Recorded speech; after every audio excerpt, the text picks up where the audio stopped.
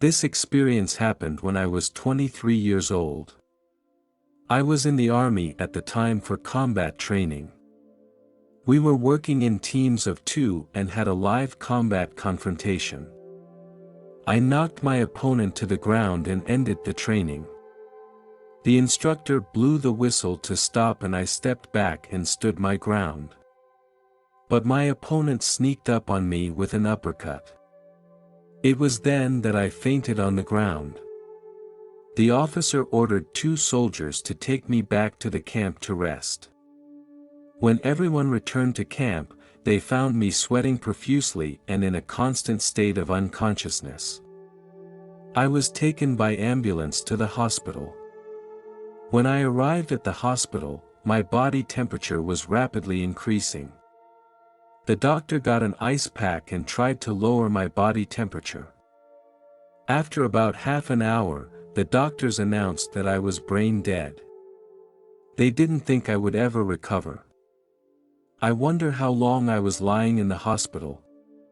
When I opened my eyes, I saw heaven. A man was standing in front of me and he opened his arms to me as if to welcome me. We were in a white room with a door made of wooden panels. He was wearing a robe that was tan in color. Around his waist was a golden sash with a very elaborate buckle. A brown shawl was draped over his shoulders. His skin looked healthy. His hair and beard were black.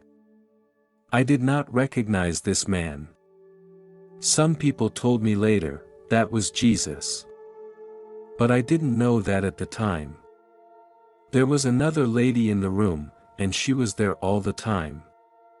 She looked very dignified.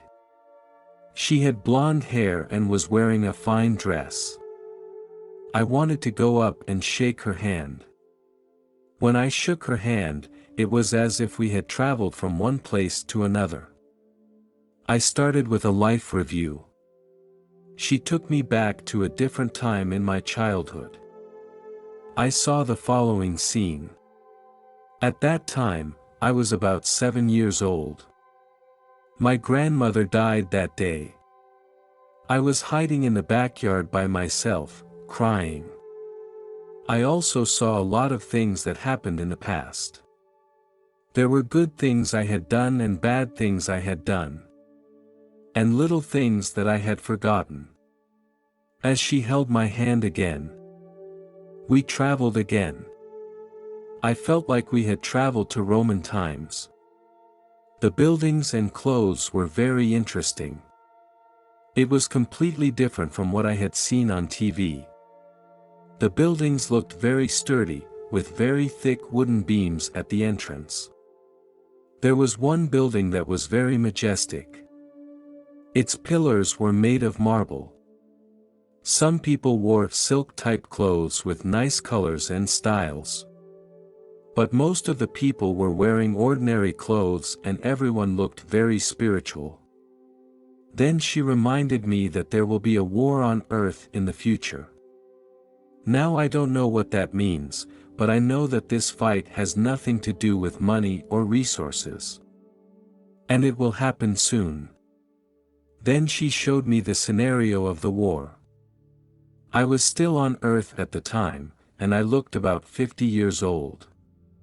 I was with a group of people, and we were led by an officer.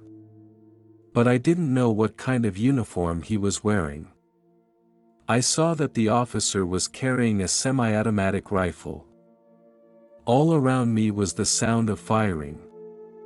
There were sandbags all around us. Most of the buildings in the city had been destroyed. There were cries for help everywhere. I didn't know who our enemy was. All I knew was that everyone around me was running for their lives. It felt like this place had turned into hell on earth. Seeing this, the sight before my eyes disappeared. She said, "You must go back now, you have a lot of work to do on earth." To this day I don't know what my job is.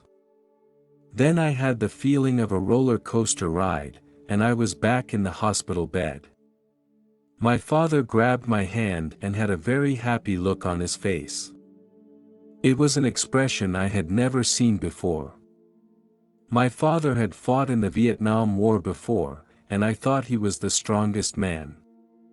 This was the first time I had ever seen him cry. The nurse said, "Welcome back."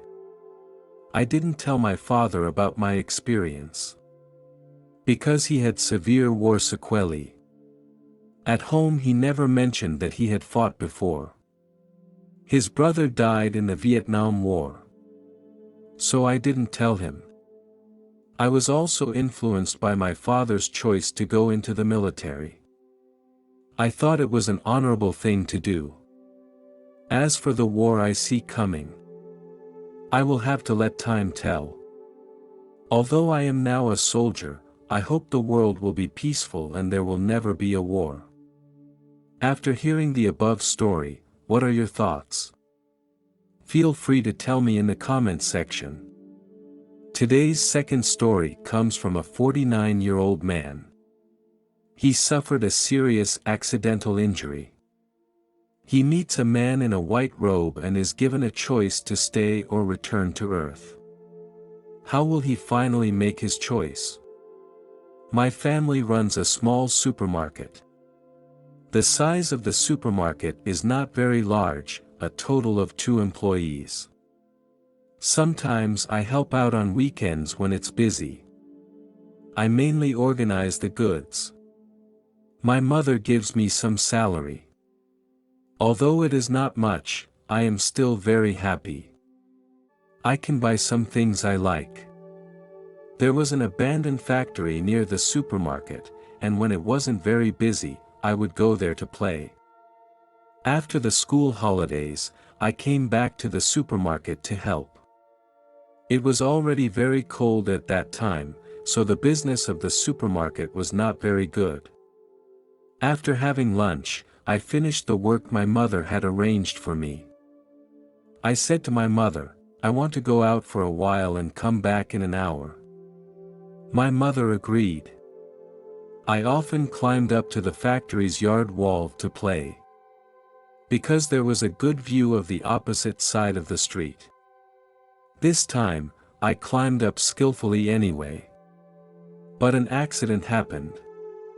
It had been snowing for the previous few days, and when the snow and ice melted, the soil became very soft. As I sat on top of the courtyard wall, the wall collapsed. The wall fell right on top of me. I can't remember many details of that time. I was just thinking internally, I'm dead. The next thing I knew, I was floating in the air. I was stunned, I didn't know who I was or where I was. There was a feeling of memory loss. I tried to adapt myself to my surroundings.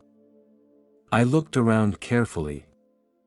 The world I saw now was completely different from what I saw before. Instantly, my head was flooded with knowledge. My mind also became agile. I saw a corpse, which was crushed under a stone. Its face became distorted. It was covered with mud and there was a lot of blood on its hands. It was not breathing. The face looked familiar, but I didn't know where I had seen it before. Then it occurred to me. This was my face. It looked different because I had never seen myself in this light before.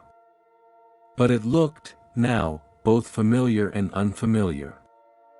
Right then and there, all my memories came flooding back to me. Who I had been, who my family and friends were, what I had done, what I had thought. I was dead, so why wasn't I completely gone again? Now I don't know what to expect. I start to miss my mother. They would be so sad to know that I was dead. I began to pray, God, what do I do now? What will happen next?